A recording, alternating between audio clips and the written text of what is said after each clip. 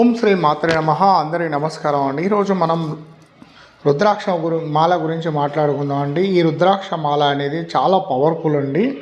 ఈ రుద్రాక్ష మాల ఎవరెవరు వేసుకోవాలంటే ఇందులో మనకు 6mm ఉంటుంది, 7mm ఉంటుంది, 8mm ఉంటుందండి. ఇది జపమాలకు ఉపయోగించినప్పుడు ఇలా మనం పెట్టుకొని ఒక మంత్రం ఓం నమః శివాయ, హర హర మహాదేవ, శంభో శంకర, ఓం రుద్రాయ నమః ఏదైనా ఒక మంత్రం జపం చేస్తున్నప్పుడు మనం ఏంటంటే ఈ రుద్రాక్ష మాల ధారణ చేయవద్దు. ఒకవేళ మనకు ఈ రుద్రాక్ష మాల ధారణ చేయాలనుకునే వాళ్ళు ప్రతి ఒక్కరికి స్క్రీన్ మీద నా నెంబర్ ఇస్తానండి, ప్రతి ఒక్కరు ఫోన్ చేయొచ్చు.